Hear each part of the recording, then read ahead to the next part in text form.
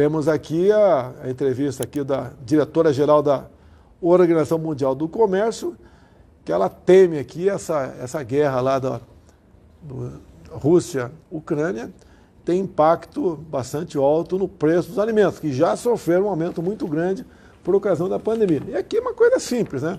Até no amendoim. É isso mesmo, Tereza? A consequência até no preço do amendoim.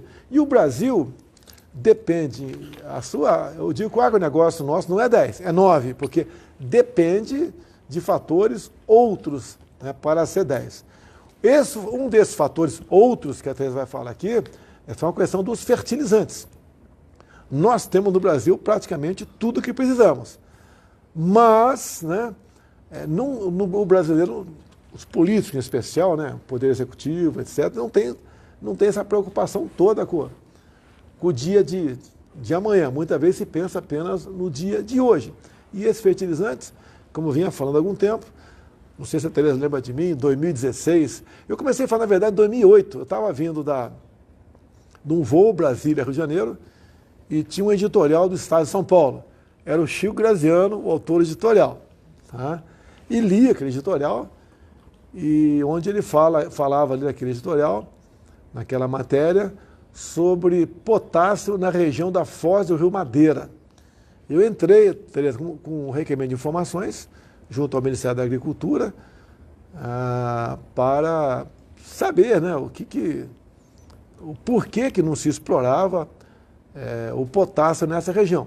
E o Ministério também fez parte, a sua resposta, pela Petrobras também. Então, naquela época, a informação que eu tive, mas foi confidencial, não podia subir à tribuna e falar sobre aquilo, confidencial, senão seria mais um processo de cassação em cima de mim. Respondi vários processos na Câmara, tudo por falar, nenhum por brigar com alguém, nem desviar nada lá dentro, né? E foi confidencial. O direito exploratório daquela área foi vendida para uma empresa de nome Falcon, brasileira, que estava lá vinculada a uma empresa canadense. Parou por aí. Logo depois, algum tempo depois, fiquei sabendo que foi feito um distrato. A Petrobras pagou uma multa milionária para essa empresa canadense, né, para que a exclusividade de explorar o potássio naquela região não ficasse com a empresa canadense apenas. Agora tem muita coisa envolvida em cima disso. Coisa que nem eu nem a Tereza nós sabemos. Tem muita coisa envolvida. Agora, de bom no momento, estamos vendo um certo clamor, né, de muitos parlamentares. Me ligou o Ricardo Barros na semana passada, me ligou o Eduardo Gomes também, que temos um projeto desde 2020 que permite às comunidades indígenas, se assim o desejarem, né, nós possamos explorar recursos minerais no subsolo. E aí interessa para a gente. Se bem que nessa região da Foz do Rio Madeira tem área que tem potássio, que tem reserva indígena, e tem área que não está. O que você ia falar sobre isso, Tereza? Presidente, eu acho que a gente tem que começar a resgatar um pouco a história. O Brasil, no passado, não fez um programa nacional para a produção própria de fertilizantes. Nós fizemos uma opção errada lá atrás de ficarmos aí importando toda a dependência nossa na importação dos fertilizantes do NPK, nitrogênio, fósforo e potássio. Hoje o maior problema que nós temos é no potássio. O nitrogênio também é um problema, a gente já importa muito nitrogênio de vários países do mundo, mas a nossa maior dependência, 93%, é no potássio. E o que aconteceu? Logo que eu cheguei, que o senhor me convidou para vir para o governo, vendo essa nossa dependência e com o agro brasileiro cada vez maior, mais forte, é inadmissível a gente não ter um programa nacional para estimular a produção própria de fertilizantes ou parte dessa produção. Então, no seu governo, o senhor vai lançar esse mês ainda um programa nacional de fertilizantes. Que começou a ser estudado desde março do ano passado. Não, antes até. Dezembro do ano retrasado, então.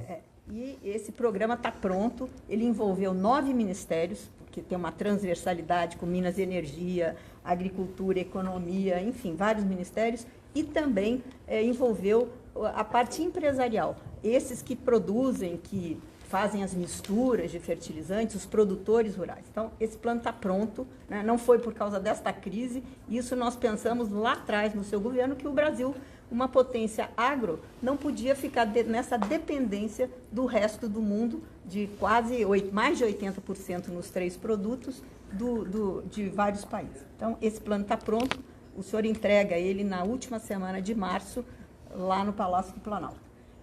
E aí tem várias políticas, porque nós tínhamos problemas de licenças ambientais que demoram muito, de segurança jurídica, problema também de exploração em terras indígenas. Nós hoje temos, presidente, funcionando uma mina de potássio no Sergipe, essa funcionando, mas ela está quase exaurida, porque é uma das poucas que a gente tem. Nós temos uma segunda que não deu viabilidade econômica no próprio Sergipe, mas nós precisamos prospectar mais o nosso subsolo para saber o que é que nós temos no nosso tão fértil, tão rico subsolo de mais potássio. Onde está hoje a maior jazida de potássio enorme, mais de 800 milhões de toneladas. Terminando aqui, lá na foz do Rio Madeira, que o senhor falou lá atrás no seu discurso no Congresso. Tem já três direitos minerários, um já começou com as licenças as licenças ambientais, mas tem um problema com o Ministério Público Estadual, né, que entra com várias ações contra a evolução e o encaminhamento desta jazida para que ela se torne uma mina e que possa trazer potássio para o Brasil. Se não para todo o Brasil, mas pelo menos para aquela região norte, onde hoje o Mato Grosso é o estado maior produtor de grãos e que precisa muito do potássio. Uma última informação. O Brasil é um dos poucos países grandes produtores que planta em terras pobres. Então, nós precisamos de fertilizantes, sim, para produzir, né, e para produzir com eficiência. Então, é fundamental que o Brasil mude a sua política através desse plano nacional e que a gente tenha mais gente investindo e não importando produtos de todo o mundo. Eu não quero generalizar, tá? Mas há uma minoria de magistrados pelo Brasil que faz um trabalho que inviabiliza o nosso trabalho, né?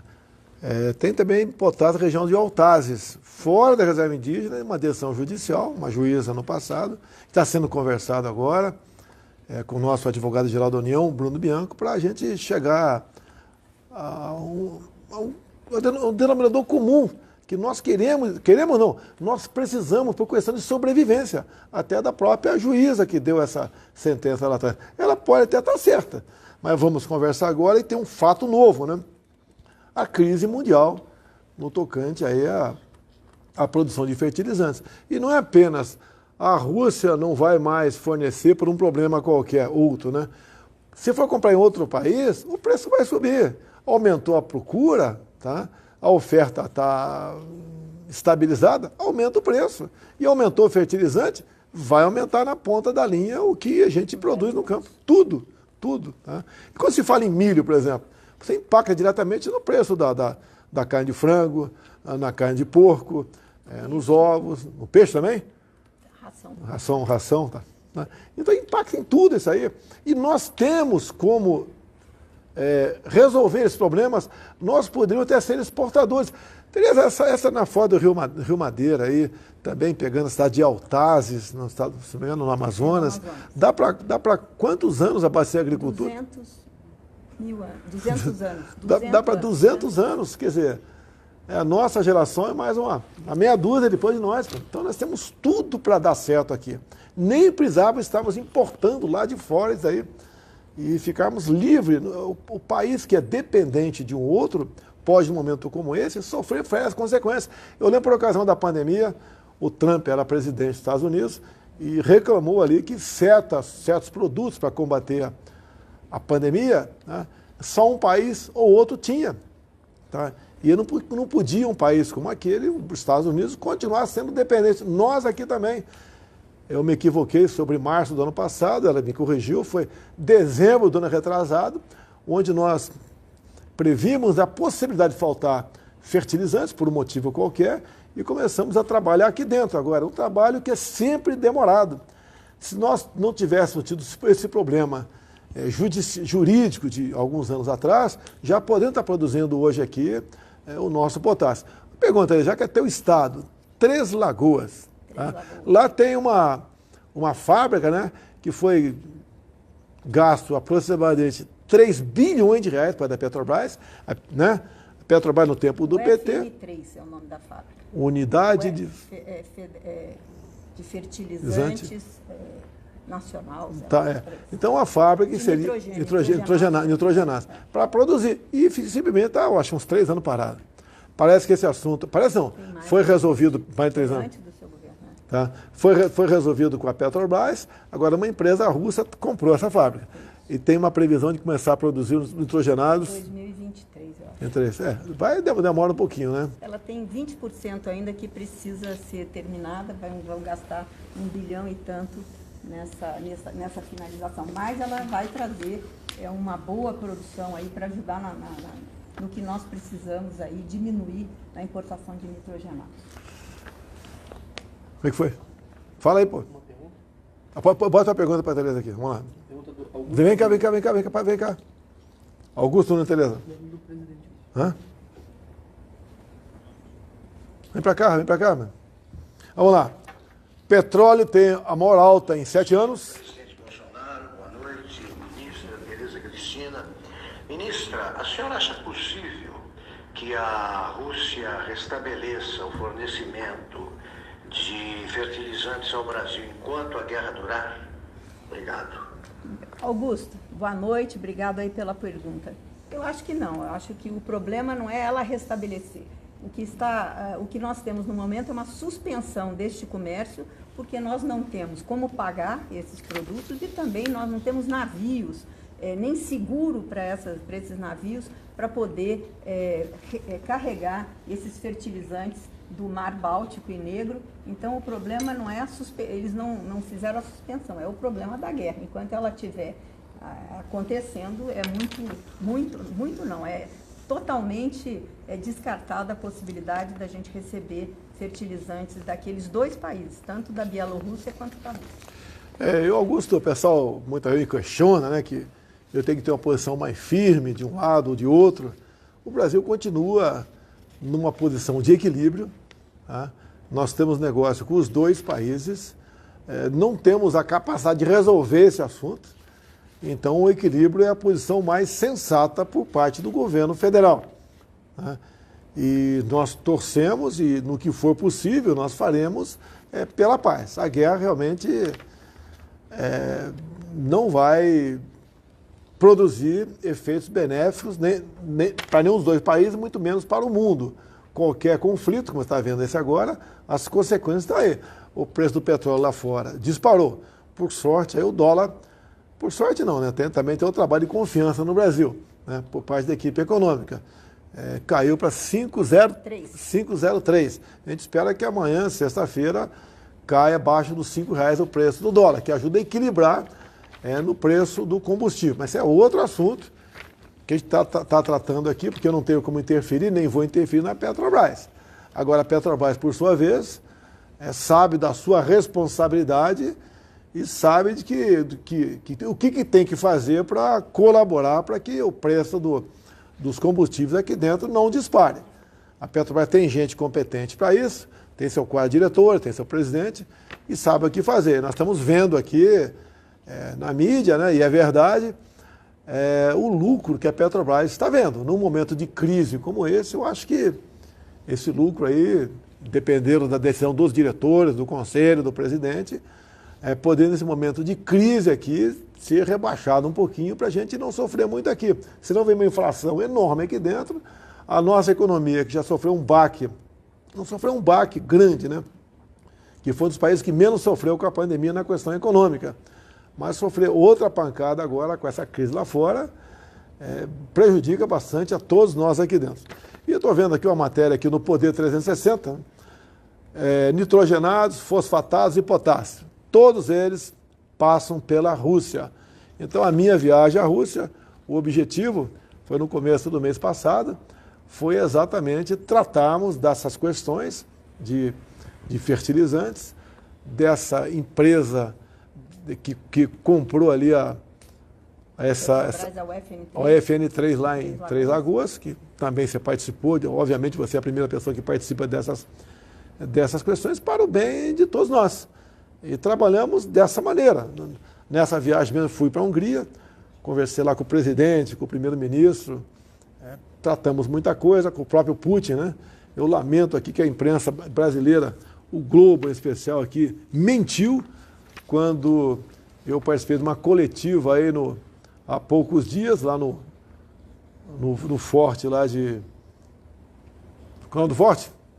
Andradas. Forte dos Andradas, lá no Guarujá, e disse que eu conversei por 2 horas ao telefone com o presidente Putin. Não é verdade isso aqui. Então isso aqui prejudica, acaba chegando lá fora como se eu estivesse falando que não devia aqui. Mandei o pessoal resgatar a minha coletiva, né? E não tem a palavra telefone, mas tudo bem, está resolvido esse assunto aqui. Petróleo está com um problema sério, chegou a quase 120 dólares o barril, caiu para 110, espera que continue caindo amanhã. Amanhã, Tereza, antes de você abrir a palavra para você outra vez, amanhã pela manhã eu vou estar na Rio Santos com o ministro Tarcísio, num posto da Polícia Rodoviária Federal. Vamos pousar às 9h30 em São José dos Campos, no aeroporto Ernesto Stumpf, e vamos lá para a Dutra, né?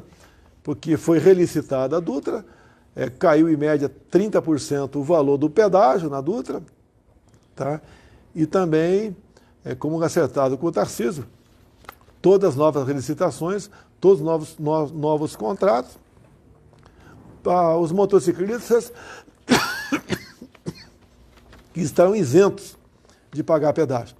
Agora, o pessoal que usa pedágio, caminhões, automóveis, etc., se conseguir o TAG, né, que é o passe rápido ali, ainda tem um desconto de 5% no valor do pedágio.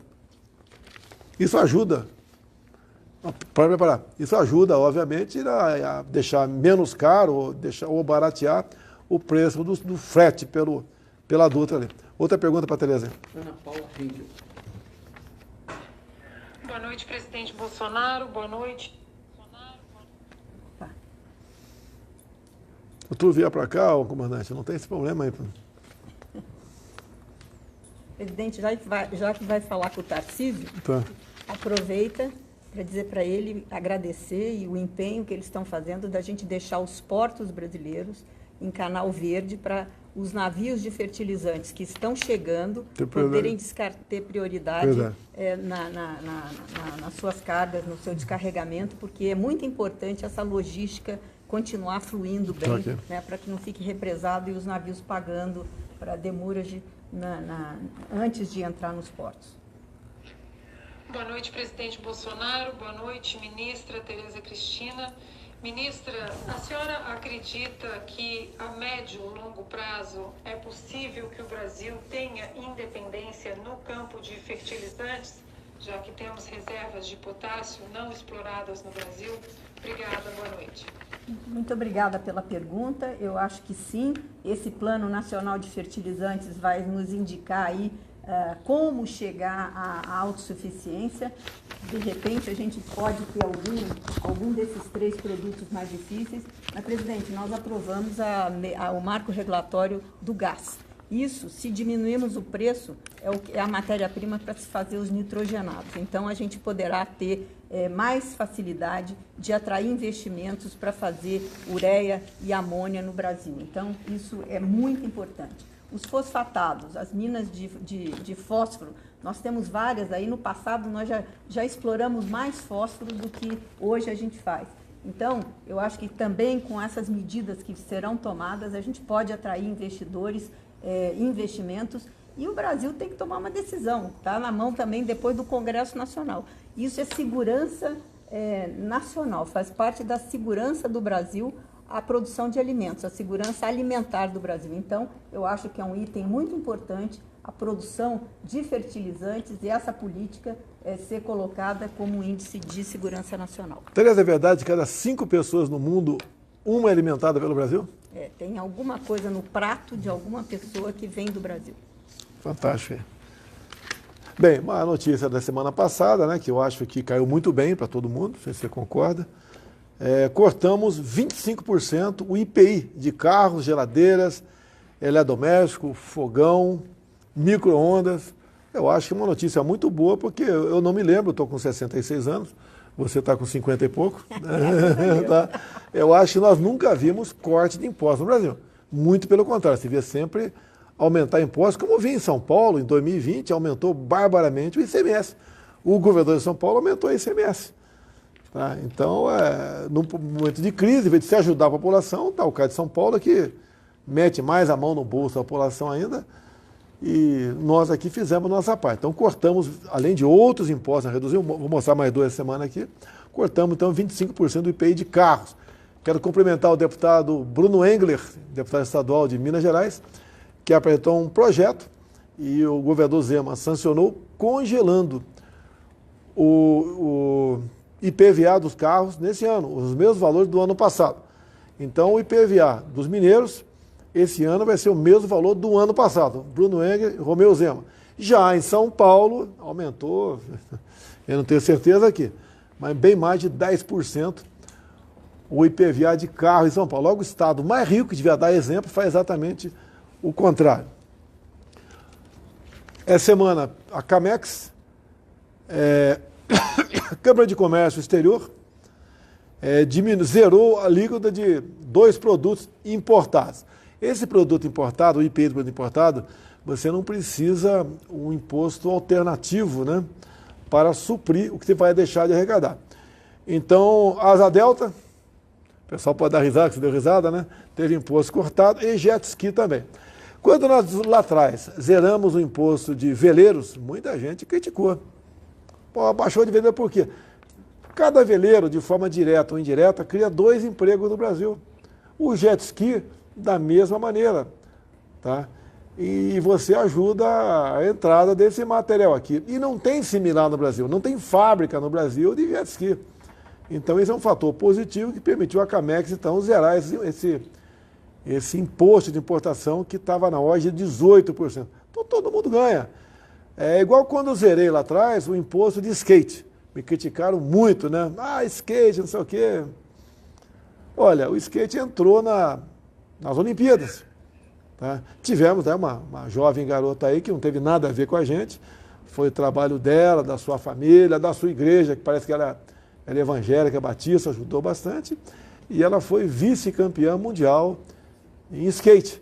Então, o que a gente pode colaborar, a gente ajuda. Como diminuímos ou zeramos centenas, né, de produtos voltados para combater, para ajudar no tratamento da Covid no passado. Se formos puxar aqui pela memória, é o governo disparado que mais reduziu impostos ao longo desses últimos anos. Então, fazemos a nossa parte e, por exemplo, quando você reduz o IPI de uma geladeira, você vai pagar, vamos supor aqui, menos R$200 numa geladeira. Esses R$200, porque nós vamos deixar de arrecadar impostos em cima desses R$200. Tá? A previsão desse ano é o governo federal deixar de arrecadar 20 bilhões de reais em IPI. Então, esses R$200 na geladeira, ela vai comprar outra coisa. Vai pagar o IPTU que estava atrasado, alguém vai fazer um serviço lá na sua casa, vai comprar um bem qualquer que pague imposto municipal, estadual. Então, no final das contas, ninguém perde nada. Pode ter certeza que os estados também vão arrecadar em cima disso. Então, não é verdade se alguns parlamentares de um estado do Brasil estão falando, vai destruir emprego no meu estado, vai acabar com o comércio aqui. Não é verdade, isso é mentira. Ele está tentando aí vender algo para a população que não existe. E me chamam até de malvadão nessa questão. Vamos continuar diminuindo impostos. Aí é uma política da economia, logicamente eu dei o aval, e o ministro Paulo Guedes resolveu diminuir o IPI. E ele tem chamado essa diminuição de IPI de nova industrialização, ou reindustrialização do nosso Brasil. Outra pergunta aí. José Maria de Limão. Salve. Muito boa noite, presidente. Boa noite, ministra. Ministra, a senhora viu um horizonte aí de alimentação, produtos agropecuários, né? Mais caros ou mais baratos ou estáveis daqui para frente? Qual é a importância desta guerra na definição dos preços da alimentação no futuro? Muito obrigado. Boa noite, obrigado pela pergunta. Olha, infelizmente, nós temos hoje uma inflação mundial, não é só no Brasil, mas nos alimentos. A Ucrânia é um país grande produtor de alimentos. Eles produzem muito milho, muito trigo. Nós vimos aí o trigo hoje subindo lá nas alturas, né? Eles produzem girassol, eles produzem cevada, muita cevada. E os países que eles exportam, para a Europa, que está ali, né? Então, na Europa, então, vão ter problemas de suprimento, e tudo isso faz com que a economia, essa instabilidade, gere aí uma alta de preços nesse momento, que depois que as coisas, vamos dizer, essa guerra, se Deus quiser acabar, as coisas voltam um pouco, mas nós vamos ter, sim, infelizmente, uma alteração no preço dos alimentos no mundo. E no Brasil, hoje, a economia muito globalizada, é claro que vem também para cá, infelizmente. Nós estamos trabalhando para abastecer o país. Zé Maria, você bem sabe, né? Se lá atrás, você cobriu muito o parlamento aí, lá atrás nós tivéssemos investido aqui no nosso potássio, né? Na nossa ureia, o Brasil não estaria sofrendo esse problema que temos hoje aí. Os interesses os mais variados possíveis trabalham contra a gente, em especial a questão ambiental. Tá? A ecologia é importante, você tem que tratar bem o meio ambiente, ninguém discorda disso, mas não podemos ter uma área imensa como essa na Foz do Rio Madeira, pegando ali a região de Altazes, simplesmente esquecido, que dá para 200 anos, o potássio dá para 200 anos abastecer a nossa agricultura aqui. E agora estão passando esse sufoco. A população sofreu na parte econômica, a pandemia, os governadores, quase todos, aquela política do fica em casa, a economia a gente vê depois, uma política que alguns podem ter feito ela de boa fé, mas foi péssima, As consequências vieram no tocante à economia. E essa falta de visão lá atrás, esse meu discurso foi em 2016 na Câmara. Eu vou procurar, 2008, eu falei também, quando eu lia, eu tenho o requerimento de informações. Em 2008, quando fiz esse requerimento de informações ao Ministério das Minas e Energia, Agricultura e também a Petrobras, né? A Petrobras responde via Ministério das Minas e Energia. Também foi confidencial, onde ali o direito exploratório dessa grande jazida na Foz do Rio Madeira foi dado a uma empresa canadense. E por coincidência, nós importamos do Canadá também alguma coisa. Deixa eu ver aqui. Importamos potássio do Canadá, por coincidência, né? Também importamos potássio do Canadá. Então essa empresa que comprou esse direito exploratório tinha seus interesses, ou seja, reserva de mercado. Não vamos deixar isso para no Brasil, porque ela sai muito barato. Vamos vender por aqui. Alguns falam, né? Não compra na Rússia, vai comprar em outro lugar. O preço vai estar muito mais alto de outro lugar. Se só nós temos para vender isso, né? Por que vai ficar o preço como está? Vai se aumentar o preço. Isso é comércio mundial. Não dá para fugir disso. Não existe amizade entre nações, existe interesse. Tem mais alguma pergunta? A última não?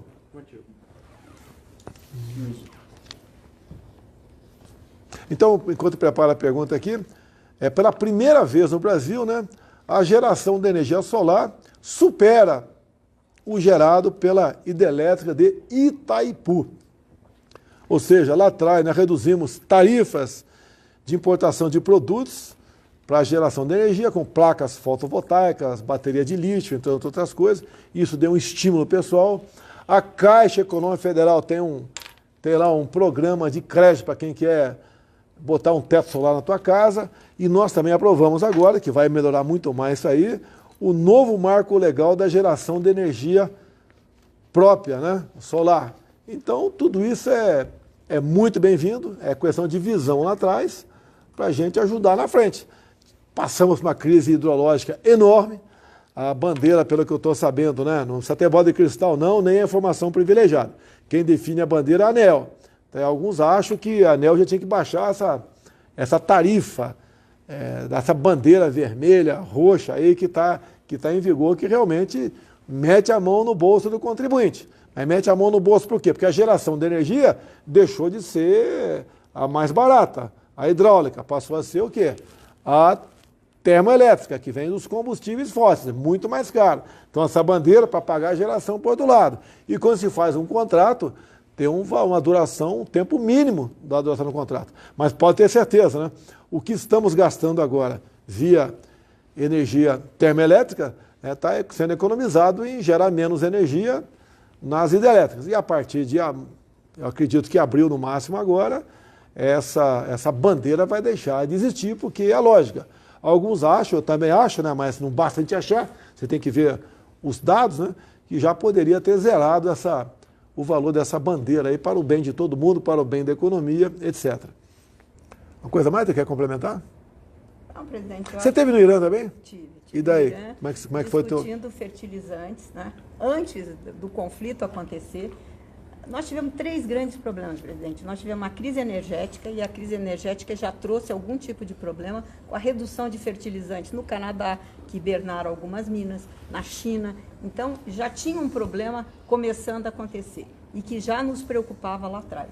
Depois, nós tivemos no Irã, para discutir sobre ureia, porque eles são grandes produtores de ureia, mas eles têm uma sanção econômica há mais de 40 anos, e isso tem dificultado o nosso comércio. Nós vamos lá ver como é que nós podemos tentar resolver, porque eles serão bons e grandes fornecedores de ureia para o Brasil, até em substituição, neste primeiro momento, a essa ureia que nós vamos perder aí da Rússia nesse momento, até que a guerra, enfim, que isso termine, esse conflito, e a gente vai ver aí como é que vai... Nós torcemos pelo fim do conflito, nós somos da paz e temos que ter muita responsabilidade nessas questões. Nós não podemos, ao buscar solução para um problema lá fora, que passa muito mais pelos contendores do que por nós, trazer um problema maior para o nosso solo pátrio aqui. Somos de paz, um país de cristãos, um país que tem sido exemplo para o mundo, em especial na questão ambiental. Quando você sobrevoa a Europa, tu vê a mata ciliar lá embaixo, Tereza? Não. Tá? Você vê alguma floresta, alguma reserva? Nada. O Brasil é um exemplo para o mundo e nós sabemos, né, do que nós temos que fazer para garantir a nossa população paz. Isso é investindo nas Forças Armadas, não há dúvida. Você tem que ter umas Forças Armadas capazes de inibir qualquer aventura outra lá fora. E não esqueçamos, nós temos uma coisa aqui que ninguém tem, a floresta amazônica. Não é de hoje que tem alguns países de olho na floresta amazônica. E eu disse lá atrás, não tem problema eu repetir aqui, em pelo menos 2 momentos, quando se discutia a questão climática, tá? E onde alguns chefes de Estado conhecidos por todos nós quiseram discutir a soberania amazônica, um chefe de Estado, no caso da Rússia, né, vetou aquela discussão e não se tocou mais no assunto. Ou seja, nós temos parceiros hoje em dia que nos ajudam nessas questões. A Amazônia é nossa, a sua soberania não pode ser relativizada. Agora, a melhor maneira de você não ter a sua soberania relativizada é você ter umas Forças Armadas cada vez mais capazes, né, para inibir uma possível agressão, uma possível interferência externa nisso. E a Amazônia não é só floresta, lá tem uma tabela periódica embaixo da terra, tem água potável, tem biodiversidade, tem tudo, tem tudo. E mente quem fala que a Amazônia pega fogo. O coração da Amazônia não pega fogo. Floresta úmida não pega fogo. Agora, estamos investindo num projeto que não conseguimos aprovar no início do nosso mandato, porque o presidente da Câmara naquela época era contra, né? Você sabe de quem eu estou falando, e nós não conseguimos aprovar a regularização fundiária. Ou seja, uma vez aprovada, o que nós podemos ter no futuro? Qualquer foco de calor, qualquer desmatamento, saber do CPF, quem é o CPF responsável por aquele possível ilícito. Por que eu falo possível ilícito? Porque na Amazônia, por exemplo, você pode desmatar, explorar até 20% da tua área. Na tua região, é o contrário. É o contrário, de 80%. Então, não é porque tem foco de incêndio na Amazônia, esse foco é criminoso. Não, o desmatamento é criminoso. Se for dentro da propriedade, dentro dos limites garantidos em lei, que nenhum país do mundo tem isso, aquilo é legal e vamos em frente. E não vai valer daí, obviamente, né, as críticas que fazem contra a gente, porque, no fundo, é uma briga comercial. Tá? Certos países concorrem conosco na questão dos commodities e querem sempre nos acusar de alguma coisa. Quando eu estive na Hungria, lá tem o primeiro-ministro, quando eu conversei com o presidente da Hungria, e ele falou para mim ali a sua preocupação com o desmatamento, com o fogo, falou, a tua fonte de consulta é TV Globo, né? É a imagem que vem da TV Globo, do jornal Folha de São Paulo, tá? São mentirosas, geralmente, essas informações. Agora, isso tudo, lá fora, pesa contra a gente. Eles acham que é verdadeiro. E nós sabemos como, infelizmente, grande parte da mídia trabalha aqui no Brasil. Uma coisa mais? Pessoal, muito obrigado.